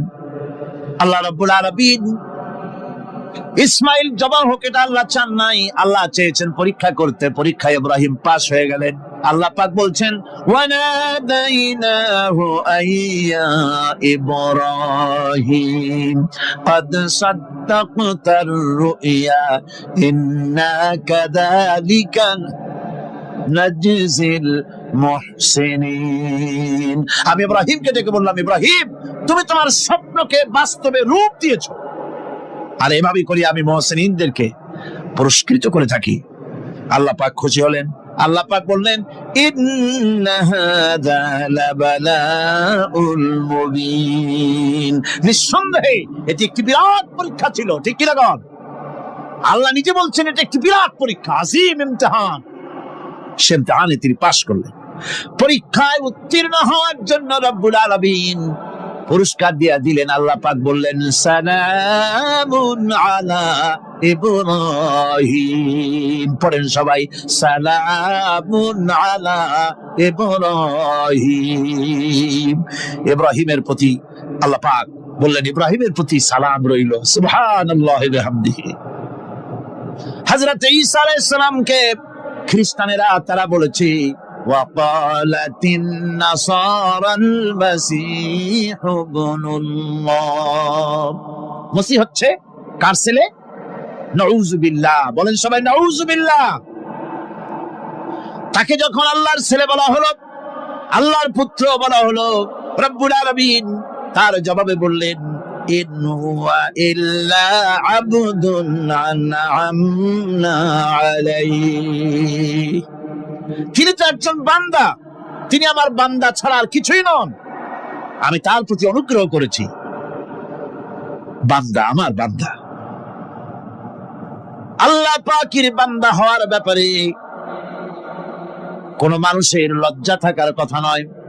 এমনকি আল্লাহ পাক ঈসা আলাইহিস সালাম সম্পর্কে বলছেন লা ইয়াস্তানকিফাল মাসীহু আইয়াকুনা আবদান লিল্লাহি ওয়ালাল মালাইকাতুল মুকাররাবুন। মসিহ আল্লাহর বান্দা, তাতে কখনো বিন্দু মাত্র লজ্জা তিনি পোষণ করেন নাই যে আমি আল্লাহর বান্দা, আল্লাহর গোলাম। এটা একটা কথা হইল? এরকম লজ্জা তিনি পোষণ করেন। এমনকি তার নিকটবর্তী ফেরেশতা যারা, তারাও আল্লাহর বান্দা গোলাম হওয়ার জন্য তাদের ভিতরে কোনো লজ্জা নাই। যারা নাকি আল্লাহর গোলাম, এই ব্যাপারে যাদের মধ্যে লজ্জার সৃষ্টি হয়, আল্লাহর গোলাম এটা কেমন কথা, বান্দা হওয়াটা কেমন কথা, যারা গোলামীকে অস্বীকার করে তাদের সম্পর্কে আল্লাহ পাক বলছেন ওয়া মাইয়াস্তানকিফ আন ইবাদাতিহি ওয়া ইয়াস্তাকবির ফাসায়াহশুরুহুম ইলাইহি জামিআ। কেউ যদি আল্লাহর বন্দেগী করার ব্যাপারে লজ্জা পোষণ করে, যদি লজ্জার কারণ মনে করে, অহংকার করে, গৌরব করে, তাহলে তারা পালাবে কোথায়, যাবে কোথায়? আমি কিয়ামতের দিন সবগুলিকে এক জায়গায় করে ফেলবো। সুতরাং আল্লাহ পাকের গোলামিতে আল্লাহ যে বান্দা বলে যখন ডাকেন, লজ্জার কোনো কারণ নাই। অহংকার যে করবে সে নিজেকে ধ্বংস করবে। আল্লাহ পাক সব নবীদেরকে নিজের বান্দা বলেছেন। নবীরা কি? আল্লাহ পাকের বান্দা। হযরত ইউসুফ আলাইহিস সালাম সম্পর্কে আল্লাহ পাক বলছেন كذلك لنصرف عنه السوء والفحشاء إنه من عبادنا المخلصين। এরূপই ঘটলো যাতে আমি ইউসুফ আলাইহিস সালামকে, আমার বান্দা, তাকে আমি নির্লজ্জতা ইত্যাদি থেকে আমি রক্ষা করেছি। নিশ্চয়ই হযরত ইউসুফ ছিল আল্লাহ পাকের বান্দা, আল্লাহ পাকের আব্দ। রাসূল করিম সাল্লাল্লাহু আলাইহি ওয়াসাল্লাম তিনি হচ্ছেন সর্বশ্রেষ্ঠ আল্লাহর পয়গম্বর। তার থেকে শ্রেষ্ঠ নবী আর কি কেউ আছে? জোরে বলেন, আছে? তার থেকে মাহবুব, তার থেকে শ্রেষ্ঠ আল্লাহর কাছে আর কেউ নাই। সেই নবীকে আল্লাহ রাব্বুল আলামিন কোরআনে কারীমের ভিতরে তাকে আব্দ বলেছেন। কি বলেছেন? অনেকগুলি আয়াত আছে যে আয়াতের ভিতরে আল্লাহ পাক তার নাম নেন নাই, নবী বলেন নাই, রাসূল বলেন নাই, শুধু বলেছেন আব্দ। যেমন فأوحى إلى عبده ما أوحى, অতঃপর তার বান্দার নিকট যা ওহী করার ছিল তা তিনি করলেন। সেই বান্দাকে মুহাম্মদ সাল্লাল্লাহু আলাইহি ওয়াসাল্লাম। অন্য আয়াতে আল্লাহ পাক বলছেন وأنه لما قام عبد الله يدعوه كادوا يكونون عليه لبدا। আরে আল্লাহর বান্দা যখন নামাজ পড়তে দাঁড়িয়ে গেল, আল্লাহকে ডাকার জন্য যখন দাঁড়ালো, তখন লোকেরা তার উপরে ঝাঁপিয়ে পড়লো। ঝাঁপিয়ে পড়ার জন্য প্রস্তুতি গ্রহণ করলো। এখানে আব বলা হয়েছে কাকে? মুহাম্মদ সাল্লাল্লাহু আলাইহি সাল্লামকে। এভাবে করে অন্য এক আয়াতে আল্লাহ পাক তার হাবিবকে আব বলছেন, বান্দা বলতেছেন, ইন কুনতুম ফি রাইবিম মিম্মা নাযালনা আলা আবদিনা, আমার বান্দার উপরে যে কিতাব নাজিল করেছি তাতে যদি তোমাদের কোনো সন্দেহ হয়, এই যে আমার বান্দার উপরে, ওই বান্দা কে বলেন সবাই? মুহাম্মদ রাসূলুল্লাহ সাল্লাল্লাহু আলাইহি ওয়াসাল্লাম। অন্য আয়াতে বলা হচ্ছে, তাবারাকাল্লাযী নাযালাল ফুরকানা আলা আবদিহি লিয়াকুনা লিল আলামিনা নাযীরা। অতীব বরকতপূর্ণ সেই মহান সত্তা যিনি তার বান্দার উপরে ফুরকান নাজিল করেছেন। কে সেই বান্দা? মুহাম্মদ সাল্লাল্লাহু আলাইহি ওয়াসাল্লাম। মেরাজের ঘটনা বলতে গিয়ে আল্লাহ রাব্বুল আলামিন বলতেছেন, সুবহানাল্লাযী আসরা বিআবদিহি লাইলাম মিনাল মাসজিদিল হারামি ইলাল মাসজিদিল আকসা। পবিত্র সেই মহান সত্তা যিনি তার বান্দাকে ইসরা করিয়েছেন। কে সেই বান্দা? মুহাম্মদ রাসূলুল্লাহ সাল্লাল্লাহু আলাইহি ওয়াসাল্লাম। সুতরাং আবদিয়াত, ইবাদত, গোলামি, এটা হচ্ছে মানুষের জীবনের সবচেয়ে বড় মর্যাদাকর খেতাব। আল্লাহর পক্ষ থেকে আল্লাহর বান্দা হয়। কোরআনে কারিমে আল্লাহ পাক বলেন, আমাদের নবীকে আল্লাহ পাক ডেকে বলছেন, আলিফ লাম রা কিতাবুন আনজালনাহু ইলাইকা লিতুখরিজান নাস মিনাজ যুলুমাতি ইলান নূর। আলিফ লাম রা কিতাবুন আনজালনাহু ইলাইকা লিতুখরিজান নাস মিনাজ যুলুমাতি ইলান নূর। এই কিতাব আমি আপনার উপর অবতীর্ণ করেছি। এ হচ্ছে একখানা কিতাব। এই কিতাবখানা আমি আপনার প্রতি অবতীর্ণ করেছি। এই জন্য করেছি কিতাব অবতীর্ণ, যাতে করে মানব মণ্ডলীকে পঞ্জীভূত অন্ধকারের ভিতর থেকে বের করে আলোর দিকে নিয়ে আসতে পারেন। এ বিশ্ব হচ্ছে অন্ধকারে ভরা। পৃথিবীতে মানব রচিত যত মতবাদ আছে সব হচ্ছে অন্ধকার। সবগুলি কি? অন্ধকার। এই অন্ধকারের ভিতর থেকে আলোর দিকে নিয়ে আসবেন। আলো হচ্ছে কি? ইসলাম। আলো হচ্ছে কোরআন। কোরআনের দিকে নিয়ে আসবে, ইসলামের দিকে নিয়ে আসবে। সেই জন্য আমি আপনার প্রতি এই কোরআন অবতীর্ণ করেছি। আমার ভাইয়েরা, সকল আসমানি কিতাবের উপরে আমাদের ঈমান আনা লাগবে। শুধুমাত্র কোরআন শরীফের উপরে নয়, সকল কিতাবের উপর ঈমান আনতে হবে। কোরআনকে যেমন মানি, মুহাম্মদ সাল্লাল্লাহু আলাইহি ওয়াসাল্লামকে যেমন মানি, সব নবীদের উপরে ওই রকম ঈমান আনতে হবে। কোরআন যেমন মানি ওই রকম করে সমস্ত কিতাবের উপরে ঈমান আনতে হবে। এটার শর্তই দেওয়া হয়েছে, মুমিন হচ্ছে তারা, ওয়াল্লাযীনা ইউমিনুনা বিমা উনজিলা ইলাইকা ওয়া মা উনজিলা মিন ক্বাবলিক। মুমিন হচ্ছে সেই সব লোক, মুত্তাকি হচ্ছে তারা যারা তোমার উপরে নাজিলকৃত কিতাবের উপর ঈমান এনেছে এবং এর আগে যত কিতাব আসছে সমস্ত কিতাবের উপর ঈমান এনেছে। তারাই হচ্ছে মুত্তাকি, তারাই হচ্ছে মুমিন। আল্লাহ পাক বলেন, নাযালা আলাইকাল কিতাবা বিল হাক্কি মুসাদ্দিকান লিমা বাইনা ইয়াদাই। আল্লাহ তোমার প্রতি সত্য সহকারে যে কিতাব নাজিল করেছেন আর এর পূর্বে আগত সকল কিতাবের উপরে এর সত্যতা প্রমাণ করে। এ কোরআন হচ্ছে আগের যত কিতাব নাজিল হয়েছে সমস্ত কিতাবের সত্যতা প্রমাণকারী কিতাব। এই জন্য মুমিনদেরকে বলতে বলা হয়েছে, কুল আমান্না বিল্লাহি ওয়া মা উনজিলা আলাইনা ওয়া মা উনজিলা আলা ইব্রাহিম ওয়া ইসমাঈলা ওয়া ইসহাক ওয়া ইয়াকুব ওয়াল আসবাত। বলো, আমরা ঈমান এনেছি আল্লাহর প্রতি, আমাদের প্রতি অবতীর্ণ কিতাবের প্রতি, আর ইব্রাহিম, ইসমাইল, ইসহাক, ইয়াকুব এবং তার আওলাদদের প্রতি যে কিতাব অবতীর্ণ হয়েছে সমস্ত কিতাবের উপর আমরা ঈমান এনেছি। وما أوتي موسى وعيسى والنبيون من ربهم لا نفرق بين أحد منهم ونحن له মুসলিমুন।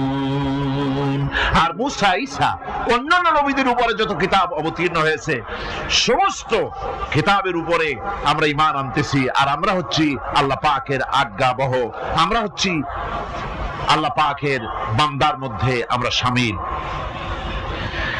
আল্লাহ পাক বলছেন এই পৃথিবীতে আমি যত নবী পাঠাইছি সমস্ত নবীদের সাথে তিনটা জিনিস দিয়েছি। কয়টা জিনিস? তিনটি জিনিস দিয়েছি সমস্ত নবীদের। لقد أرسلنا رسلنا بالبينات وأنزلنا معهم الكتاب والميزان ليقوم الناس بالقسط। নিঃসন্দেহে আমি নবীদেরকে স্পষ্ট নিদর্শনাদি সহ এই পৃথিবীতে পাঠিয়েছি এবং সেই সঙ্গে তাদেরকে কিতাব দিয়েছি আর তাদেরকে মিজান দান করেছি, বাইয়িনাত দান করেছি। তিনটা জিনিস দিয়েছি, এক দিলাম বাইয়িনাত, আর এক দিলাম কিতাব, আর এক দিলাম মিজান। কয়টা হলো? তিনটা। বাইয়িনাত কি? বাইয়িনাত হলো, বাইয়িনাত বলা হয় এমন জিনিসগুলি কি যা একজন নবীর আচার আচরণ দেখে বুঝতে পারা যায় নিঃসন্দেহে ইনি আল্লাহর নবী। সুবহানাল্লাহ। এটাই হচ্ছে বাইয়িনাত। তার চরিত্র, তার আচার আচরণ এগুলি প্রমাণ করে তিনি নবী। আমার বন্ধুগণ, হযরতে খাদিজা রাদিয়াল্লাহু তাআলা আনহা যখন ইসলামের দাওয়াত পেয়েছিলেন, আল্লাহর নবীর পক্ষ থেকে যখন দাওয়াত পেলেন, নবুয়তের তাওহীদের যখন দাওয়াত পেয়েছিলেন, একজন স্ত্রী হিসেবে তার স্বামীর প্রতি এত শ্রদ্ধা, স্বামীর প্রতি এত ভক্তি শ্রদ্ধা, অনাবিল ভক্তি শ্রদ্ধা, যার কারণে হযরতে খাদিজা একটা মুহূর্তের জন্য, এক সেকেন্ডের জন্য দেরি করেন নাই, কোনো প্রশ্ন তোলেন নাই যে আপনি নবী হইলেন কেমনে, অথবা আপনার মধ্যে তো এই এই জিনিস দেখছি, আপনি নবী হইলেন কেমনে, এমন কোন কথা বলেন নাই। যখনই নবুয়তের তাওহীদের দাওয়াত পেলেন, মা খাদিজাতুল কুবরা সঙ্গে সঙ্গে তিনি পড়ে নিলেন লা ইলাহা ইল্লাল্লাহু মুহাম্মাদুর রাসূলুল্লাহ। নবী করিম সাল্লাল্লাহু আলাইহি ওয়াসাল্লাম বলেছেন, আকাশের নিচে জমিনের উপরে খাদিজার মতো উত্তম মহিলা পৃথিবীতে আর নাই। কি সম্মান আল্লাহ পাক তাকে দিয়েছেন! আল্লাহ পাক নিজে হযরতে খাদিজাকে সালাম জানিয়েছেন। সুবহানাল্লাহ বলবেন। হেরা পাহাড়ে হযরতে জিবরাইল আলাইহিস সালাম নবীজির সঙ্গে কথা বলছেন, ওহী নিয়ে এসেছেন। কিছুক্ষণ পরে হযরতে জিবরাইল বলেন, ইয়া রাসূলুল্লাহ, আমি দেখতে পাচ্ছি খাদিজা আপনার জন্য খানা নিয়ে আসতেছেন। খাদিজা যখন আপনার কাছে পৌঁছে যাবে, আপনি খাদিজাকে বলবেন, আল্লাহ রাব্বুল আলামিন আজ আমি আসার সময় আমার মাধ্যমে খাদিজাকে সালাম জানিয়েছেন। হযরতে খাদিজা যখন নবীজির কাছে পৌঁছে গেছেন, আল্লাহর নবী বলেন, খাদিজা তোমার জন্য আজকে একটি সুসংবাদ আছে। তিনি বললেন, আমার জন্য কি খবর, কি সুসংবাদ? হযরতে রাসূল বলছেন, খাদিজা শোনো, এইমাত্র জিবরাইল আমার কাছে চলে গেলেন, আর জিবরাইল বলে গেলেন আল্লাহ রাব্বুল আলামিন তোমাকে সালাম জানিয়েছেন। হযরত খাদিজা ঢুকরে কেঁদে উঠলেন। তিনি বললেন, ইয়া রাসূলুল্লাহ, আমার মানব জন্ম সার্থক হয়ে গেছে, আল্লাহ আমারে সালাম জানাইছেন, এর চাইতে সৌভাগ্য আমার জীবনে আর কিছুই নাই। তবে নবীজি, আল্লাহর সালামের জবাব কেমনে দিতে হয় আমি জানি না, আপনি দয়া করে আমার পক্ষ থেকে আল্লাহর সালাম যেমনে দিলে আল্লাহ খুশি হয় তেমনি আপনি দিয়া দিবেন। কি মহব্বত স্বামী আর স্ত্রীর ভিতরে ছিল। হযরতে খাদিজা হযরতে রাসূল করিম সাল্লাল্লাহু আলাইহি ওয়াসাল্লাম, নবী করিম সাল্লাল্লাহু আলাইহি ওয়াসাল্লামের ঘরে হযরত খাদিজা যতদিন ছিলেন আরেকটি বিবাহ তিনি করেন নাই। হযরত আয়েশা বলছেন, নবীজি আমার কাছে ঘুমানো ছিলেন, গভীর রাত্রে আমার ঘুম ভেঙে গেল। আমি চিন্তা করলাম নবীজি কোথায় গেলে, মনে করলাম অন্য কোন স্ত্রীর ঘরে গেছে নাকি। আমি খুঁজতে লাগলাম, কোন ঘরে পাওয়া গেল না। খুঁজতে খুঁজতে অবশেষে আমি নবীজিকে পেলাম রিয়াদুল জান্নাতের ভেতরে, মসজিদে নববীর জান্নাতের টুকরার ভেতরে বসে নবীজি মোনাজাত করতেছেন। আমিও পিছনে আল্লাহর দরবারে হাত তুললাম। নবীজি বলতেছিলেন, রব্বুল আলামিন কঠিন ওই হাসরের ময়দানে মা তার সন্তান ভুলে যাবে, তার সন্তান যাবে, স্বামী তার স্ত্রীকে হারায় ফেলবে, স্ত্রী তার স্বামীকে চিনবে না। ওই কঠিন হাসরের ময়দানে তাআলা আমি যেন আমার খাদিজারে হারায় না যাই। মোনাজাত শেষ হওয়ার পর হযরত আয়েশা বলেন, ইয়া রাসূলুল্লাহ, খাদিজা এই বুড়ির কথা এখনো কেন আপনার মনে পড়ে? খাদিজার পরে কুমারী মেয়েও তো আপনি বিয়ে করেছেন, খাদিজার কেন বুড়ির কথা বলতে পারেন না? নবীজি বলেন, আয়েশা রে, খাদিজার সম্পর্কে এরকম কথা আর তুমি বলবে না। তোমরা জানো না, তোমরা সবাই আমার সুদিনের স্ত্রী, আর খাদিজা আমার এমন সময়ের স্ত্রী যখন এই মক্কা নগরীতে মুহাম্মদ সাল্লাল্লাহু আলাইহি ওয়াসাল্লামের পাও রাখার জায়গা ছিল না। হযরত আয়েশা বললেন, ইয়া রাসূলুল্লাহ, আমি ক্ষমা চাই, আমাকে মাফ করে দিন। আমি খাদিজার সম্পর্কে এমন কথা আর উচ্চারণ করব না, তবে খাদিজার সম্পর্কে আমার কিছু কথা শোনান। হযরতে নবীজি বলেন, আয়েশা রে, শোনো, আমার সঙ্গে বিবাহের পর খাদিজার ধনসম্পত্তি যা ছিল আল্লাহর রাস্তায় সব উজাড় করে দিয়েছে। কতদিন না খেয়ে থেকেছে, একদিনের জন্য বলে নাই আপনার সাথে বিয়ে হয়েছে বলে আজ আমি না খাইয়ে আসি। সারাদিন সারা রাত দাওয়াতের কাজ করে আমি যখনই দরজার কাছে ফিরেছি, যত রাত হোক না কেন, একবার বলেছি খাদিজা, অমনি দরজা খুলে গেছে। আমি প্রশ্ন করেছি, খাদিজা, যত রাত্রে আসলাম একদিনও দুইটা দাগ দেওয়া লাগলো না, তুমি কি ঘুমাও না? হযরতে খাদিজা বলেছেন, ইয়া রাসূলুল্লাহ, আপনি দিনের দাওয়াতের জন্য ব্যস্ত, কষ্ট করেন।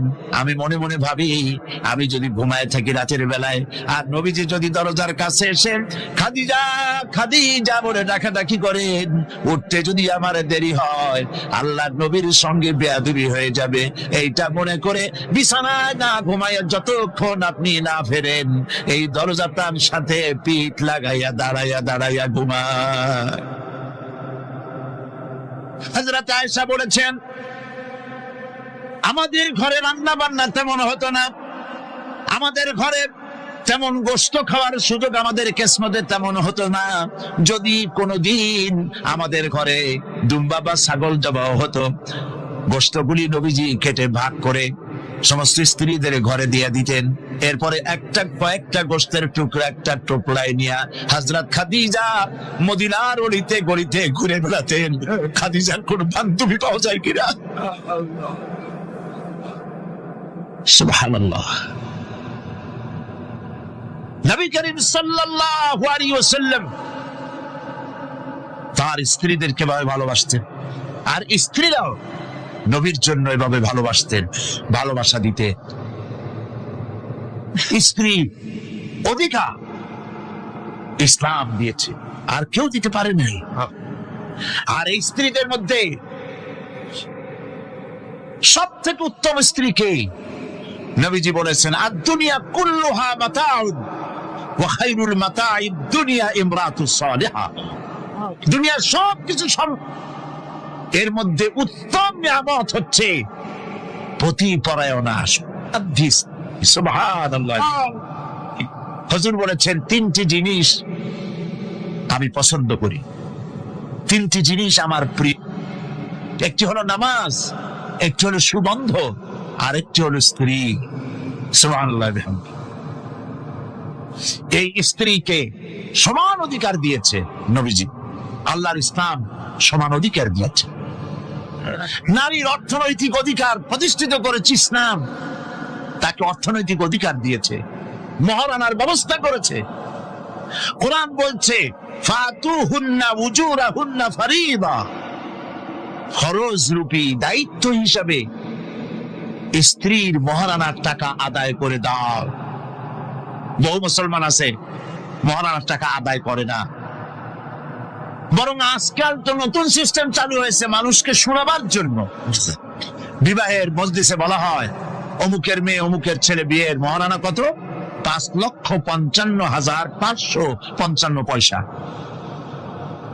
সামনে একটা টাকা বা পয়সা জিরো থাকতে পারবে না, একটা নিয়ম নীতি করে নিচ্ছে। এই টাকাগুলি মহারানার টাকা সঠিকভাবে আদায় করা হয় না অনেক ক্ষেত্রে, একথা ঠিক কিনা? বরং উল্টো করে মহারানা আদায় করা হয় মেয়ে পক্ষের কাছ থেকে, কন্যা পক্ষের কাছ থেকে। এইটাকে কি বলা হয়? এইটাকে কি বলা হয়? এটা হলো যৌতুক নামের কৌতুক। মেয়ে পক্ষের কাছ থেকে টাকা আদায় করা। মেয়ে পক্ষ যদি ইচ্ছে করে বর পক্ষকে যদি টাকা দেয়, পয়সা দেয়, গাড়ি দেয়, বাড়ি দেয়, কোনো আপত্তি নেই, দিতে পারে।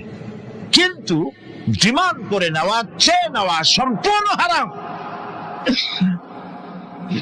কন্যার পিতার মাতা 12 বছর, 18 বছর, 20 বছর, 25 বছর লালন পালন করে কলিজার টুকরা সন্তানটাই তো দিয়ে দিল। এর চাইতে টেলিভিশন, গাড়ি বাড়ি বেশি হয় কি করে? এই যৌতুক বাংলাদেশের সর্বত্র আছে, অবশ্য চট্টগ্রামে নাই। আছে। ছেলে যদি এমএ পাস করে, ইঞ্জিনিয়ারিং পড়ে, লয়ার হয়েছে, পিতার এই ধারণাই হয় সন্তানকে পড়াতে লেখাতে যত টাকা খরচ হয়েছে কন্যা পক্ষকে কাছের থেকে আদায় করে নেব। এবং সেই জন্য বিয়ের সময় দাবি করা হয়, 50 লক্ষ টাকা দিতে হবে, গুলশানে 3টা বাড়ি দিতে হবে, মঙ্গল গ্রহে অফিস বানায় দিতে হবে। আপনার ছেলে এমএ পাস করেছে, লয়ার হয়েছে, ব্যারিস্টার হয়েছে, তো কি হয়েছে? আপনি কেন নির্যাতন কন্যা পক্ষকে? জায়েজ নাই, হারাম। শুকরের মাংস যেমন হারাম, কন্যার কাছ থেকে জবরদস্তি করে চেয়ে ডিমান্ড করে যৌতুক আদায় করা ওরকমই হারাম। এই কাজটি কি আপনারা করবেন? এই কাজটি কি করবেন? বিবাহ করাবেন ছেলেকে ভালোবাসা দিয়ে, টাকা দিয়ে, পয়সা দিয়ে বিবাহ করায়া মেয়ে একটা ঘরে নিয়ে আসবেন, কন্যা পক্ষের উপরে চাপ সৃষ্টি করবেন না। তো নারীকে মহারানা দেওয়ার ব্যবস্থা ইসলাম করেছে। কে ব্যবস্থা করেছে বলেন? ইসলাম করেছে। এবার আরো দেখুন আল্লাহ পাক কি বলছে, وَإِذَا آتَيْتُمْ إِحْدَاهُنَّ قِنطَارًا فَلَا تَأْخُذُوا مِنْهُ شَيْئًا। যদি তোমরা নারীদেরকে স্তূপ পরিমাণ অর্থ করি যদি দান করো, তাহলে সামান্য তার থেকে ফেরত নিও না। চান নারীদের কাছে কিছু পুঁজি থাকুক, টাকা পয়সা থাকুক, আল্লাহ এটা চান। যদি তুমি কিছু দাও, তা যদি টুপ আকারেও হয়, তবুও সেগুলিকে ফেরত দিও না। বহু মুসলমান আছে আমাদের সমাজে, হজ করে, নামাজও পড়ে, কপালে দাগও পড়ে গেছে, তার ব্যবসা আছে, ধানি জমিনও আছে, বিবাহের সময় মেয়েকে টাকা কড়ি দিয়ে, টাকা কড়ি যৌতুক দিয়ে বিদায় করে দেয়। সম্পত্তির ভাগ দেয় না, ব্যবসারও ভাগ দেয় না। আছে না এমন? আছে কিনা? আপনি কন্যাকে ঠকালেন, এর জন্য আল্লাহর কাছে আপনাকে দায়ী হতে হবে। মেয়েদেরকে অর্থনৈতিক অধিকার আল্লাহ এভাবে প্রতিষ্ঠিত করেছেন, সে মহিলাদেরকে অর্থনৈতিক দিক থেকে তাদেরকে নির্যাতন করা যাবে না। এবার মেয়েদেরকে শিক্ষার অধিকার দেওয়া হয়েছে, কোনটা দেওয়া হয়নি? তারা বলছে, ইসলামের দুশমনেরা বলে নারীদেরকে